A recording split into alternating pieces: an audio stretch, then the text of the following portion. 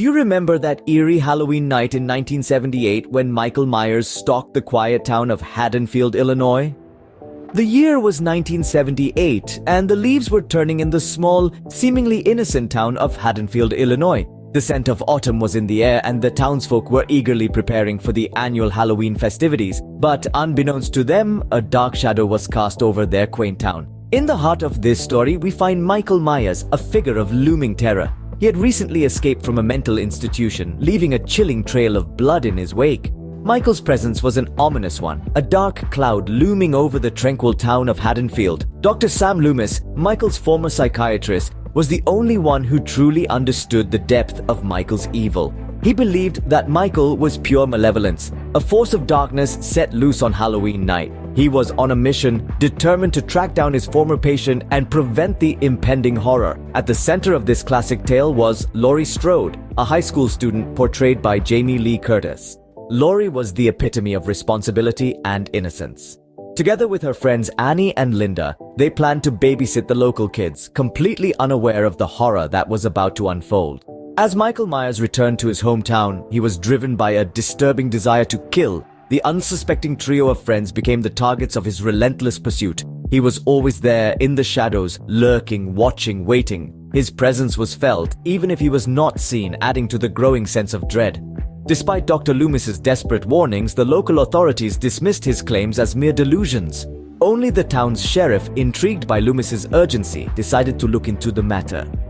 As the town prepared for a fun-filled night of trick-or-treating, they were oblivious of the terror that was about to descend upon them. The stage was set for a night that would forever haunt the town of Haddonfield, a night that would become the epitome of horror. A classic tale was about to unfold, one that would forever change the face of horror cinema.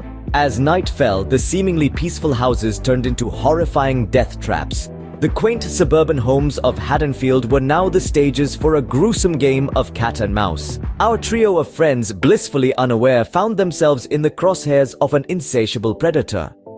Michael Myers, the embodiment of pure evil, stalked his victims with a chilling calmness. He targeted Laurie's friends one by one, his presence always lurking just out of sight. The meticulousness of his pursuit was matched only by the brutality of his acts. With each passing moment, the tension grew, the eerie score crescendoing with the rising fear.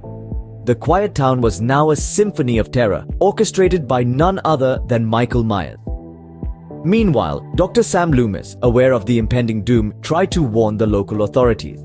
But his claims were met with disbelief and dismissal. They saw him as a man driven to the brink of insanity by his former patient. Yet the town's sheriff, sensing the urgency in Loomis's voice, decided to investigate. As the night of terror unfolded, the town's tranquility was replaced by an unsettling silence, broken only by the occasional screams piercing the cold autumn air.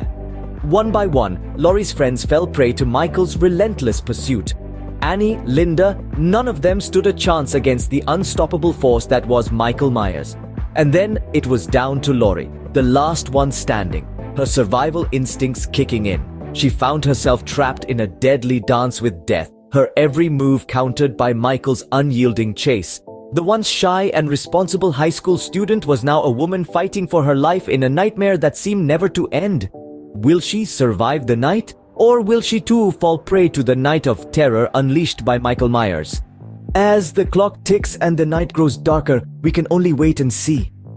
And then it was down to Laurie, the last one standing, her survival instincts kicking in. In a climactic showdown, Laurie and Dr. Loomis face off against the embodiment of evil, Michael Myers. A deadly dance ensues in the darkened house, with Laurie using her wits and sheer determination to keep herself alive. She stabs Michael with a knitting needle, a coat hanger, and even his own knife, each time thinking she has finally stopped him. But just like the boogeyman of every child's nightmare, Michael keeps coming back. Simultaneously, Dr. Loomis, filled with a sense of dread and urgency, arrives at the scene. The seasoned psychiatrist turned hunter knows that stopping Michael is not just about saving Laurie, but about saving the town and perhaps humanity itself. He fires his gun, not once, not twice, but 6 times, sending Michael crashing through a second-story window to the ground below. For a moment, it seems like the nightmare is over. Laurie, exhausted and terrified, asks Dr. Loomis, "Was that the boogeyman?" To which he replies, "As a matter of fact, it was." However, when Dr. Loomis goes to the balcony to confirm Michael's demise, he finds nothing but an empty lawn. Michael Myers, the embodiment of pure, relentless evil, has vanished. The chilling revelation that Michael Myers is still out there somewhere, perhaps lurking in the shadows, waiting for his next Halloween night, sent shivers down the spine of the audience. The film concludes with the haunting sounds of Michael's breathing and shots of the places he had been that dreadful night. The unending evil of Michael Myers, the boogeyman that came home, had etched itself into the psyche of the viewers, forever changing the way we perceive Halloween. The horror of that Halloween night in 1978 remained, a chilling reminder of the undying presence of Michael Myers. His terrifying legacy continued to cast a dark shadow over the peaceful town of Haddonfield, keeping the spirit of Halloween alive in the most sinister way possible. The impact of Halloween 1978 was far-reaching, setting the standard for the slasher genre.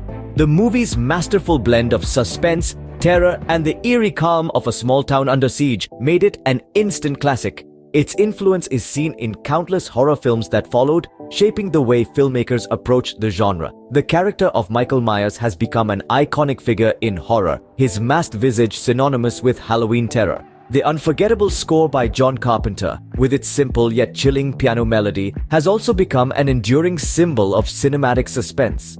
The success of Halloween spawned a franchise that continues to terrify audiences even today.